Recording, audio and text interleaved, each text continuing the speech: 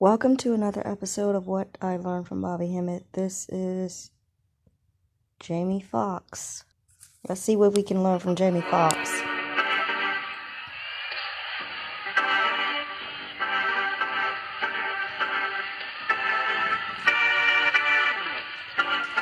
Hallelujah. That's the church of that. Oh, yeah. Oh.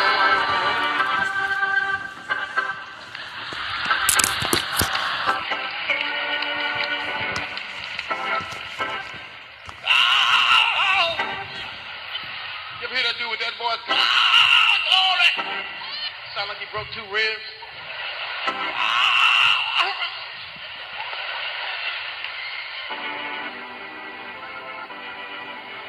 That's the offering right there.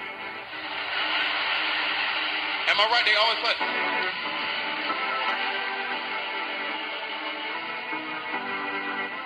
Y'all reached in y'all pocket when I did that, didn't you? And they come right out of preaching. That's how they get you to give. They come right out of preaching and go right into that. God is good. God is great.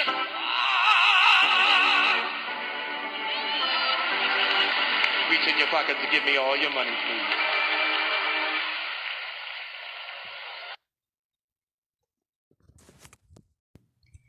Now we're going to segue into Bobby Hemmett, who also can share something about churches. Welcome to another episode of What I Learned from Bobby Hemmett. This is Bobby Hemmett Direct. He's talking about church.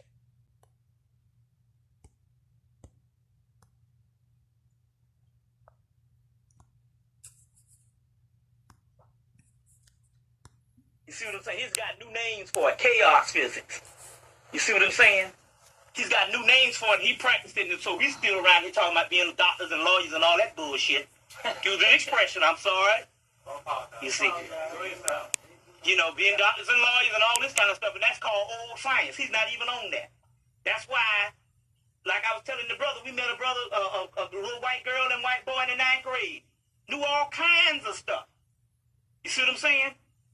So they got white children in the 9th grade that know more about this kind of stuff in the spiritual realm, which used to be our realm, than what the average PhD knows about any damn thing. Black PhD knows about any damn thing. You see what I'm saying? So, and like I said, I stayed in school damn near 10 years, so I know that you're just an idiot when you come out.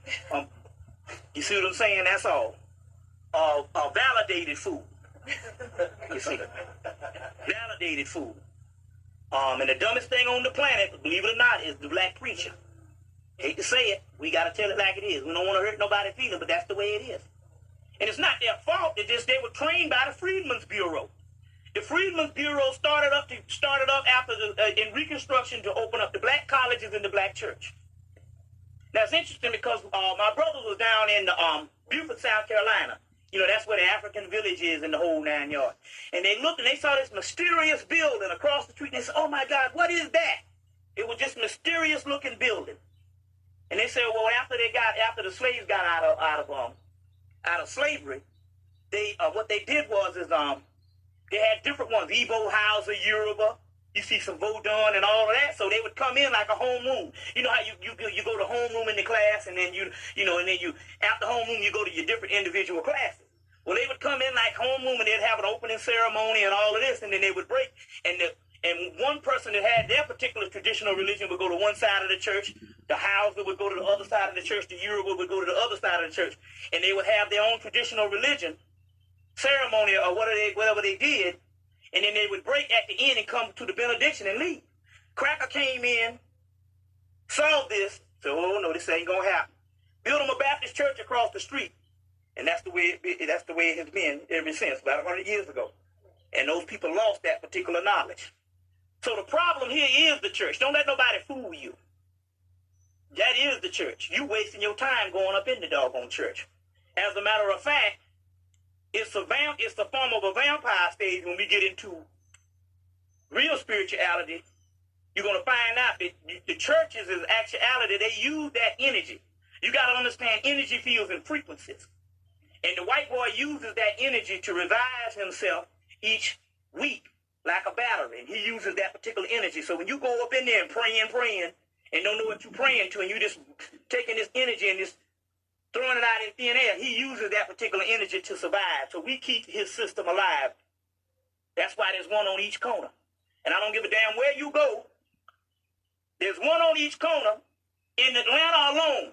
Now, we're not talking about where the King fella is, but we're talking about past Northside Drive in Atlanta, the whole western area where the black people are, which is one section, because black people are all over Atlanta. But one section is 98 churches in a 5-mile radius. And that ain't even talking about the King section, which is on the other side of town. But there's 93 churches in one black section, and Atlanta is 70% black. 93 churches. And it's funny that they sit on the worst area, and around it is the worst area known. You call it the ghetto or you call it the slums. So your church is supposed to be a reflection of the area. So that ought to let you know that the church is in direct proportion with the actual area that is slums. That means it's got something to do to link with the doggone church. Bad energy. If you ever get to a spiritual level, you will find out what I'm talking about. Now, I speak all over the country. And whenever I go into one of these churches and all, I have to use my own energy. It's like I have to work real hard. That's how bad you think it's spiritual. It's not. It's not. We'll go into that particular thing. I'm telling you. Now, hell, let's have common sense here. If I gave you this book and told you to read this book and understand this book, it wouldn't take all your damn life to understand one book. Right? If you took a college course to take what? 4 months. If you're on a semester thing, 4 months. Now, how in the hell you going to go to a church and learn a book for all your life? That's stupid. Then the book got 19 chapters gone. There's 19 books gone out of the Bible. Now, if I give you a book with 19 chapters gone, that ain't no damn book. That's a maze of confusion. They dug up the real teachings of so-called quote-unquote Jesus or the Christ. The Jesus thing is totally fake, that name. They dug up the real teachings of so-called Jesus, which they went back in and wrote Jesus throughout the whole script. They had to reinforce the church. And it ain't had nothing to do with what's in the Bible. It has nothing to do with moralism whatsoever. Nothing whatsoever. And the first thing he said, they said, Jesus, should we be with our own people? He said, indeed. That which my Father did not plant cannot be plucked up. You see, we're going to all that too. I'm getting ahead of myself. But I know it's going to be a good night when I start talking before we start, before libation. So when we pour the juice. Now also this juice, what is this? You're saying, what is this? The energy that you know of all your people that pass, they also live inside of you. The energy is inside of you. There's no such thing as time and space. It's just the here, and it's different dimensions. It just lost the physical body. You see what I'm saying? So when you pour it to the ancestors or the netters and stuff, that's nothing but the energy that's inside of you. So you empower yourself. You see what I'm saying? You empower yourself. All right, we're going to stop. Next time you go on a trip, get you some rum and spit on the front of your car. Get some brown rum, that Jamaican rum, and spit on the front of your car. It doesn't matter. Make some whatever kind of rum, All right, we're going to stop right there. I just want to share directly from the frequency of the source of Bobby Hemmitt. Just Bobby Hemmitt directly. Anything I say is from Bobby Hemmitt because I've looked at every single one of his videos. And I was out of the matrix when I did it. I was in a vacuum. I was on a, I wasn't in the America KKK.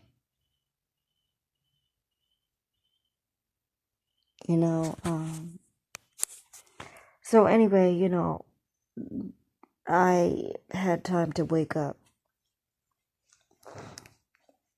I've woken up completely. It took a little while now. I discovered Bobby Hemmett in 2000, I think it was 2015 or 2000, I think it was 2012. And,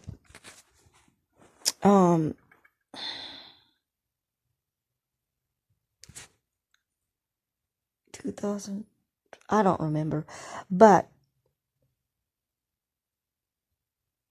as soon as I came upon his video, because I was searching, doing a spiritual search, just looking up wisdom and things like that, I looked up, the first person I think I found was Robert Neville. Somebody was doing a podcast on Robert Neville. And I forgot what the name of his book was, but somebody was reading that whole book. And then I learned from Eckhart Tolle. And I have to say, that guy actually woke me up.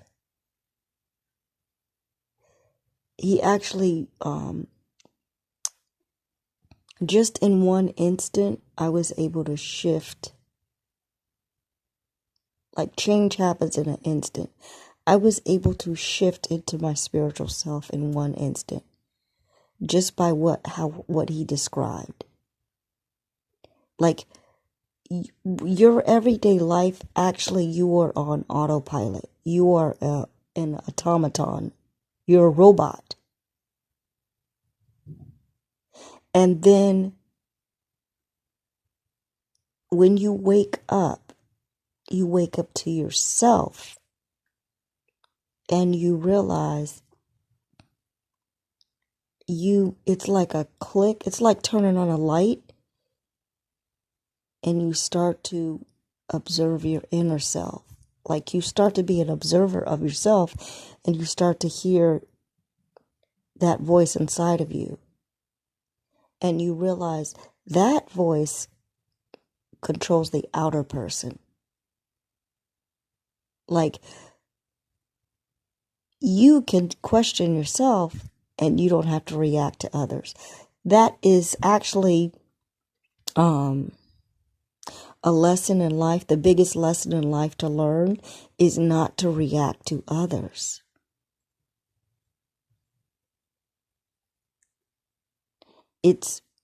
Or to learn how to and we're talking about a negative reaction.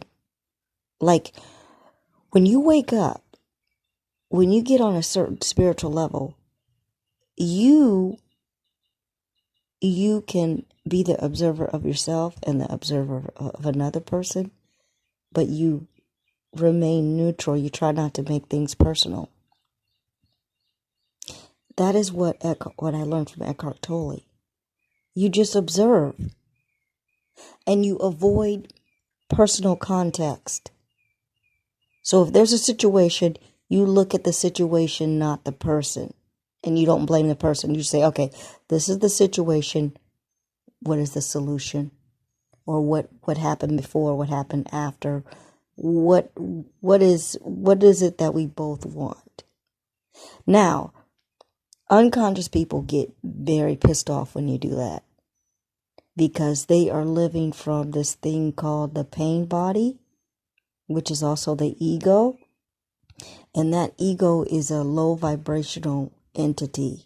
It's been trained and formed by the matrix for low vibration actions and thoughts, which is anger, deceit, jealousy, division, conflict, problems, and overall negativity. That's why you got people that are always negative no matter what.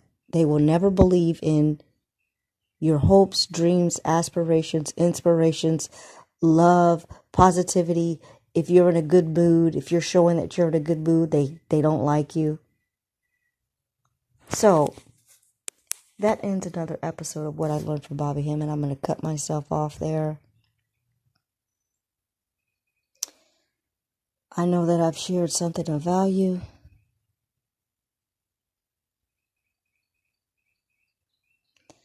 You will increase in consciousness on whatever level you are at. And if you're on the 1,000-watt Bobby Hemmett frequency, you need to detach from this world. Be the heir and owner and creator that you are of this world. And mentally, subconsciously, verbally say you're done with it. Because as long as you're wanting something here, it's going to keep going. You have to declare this place is finished in the name of the God energy that I am, which is in my actual name. And it's in your name too. Because people don't know that their names are actually from Meta Netter. And I guess I'll have to make a video on that. It's going to be, I guess I can make it short. Give a few examples. So anyway,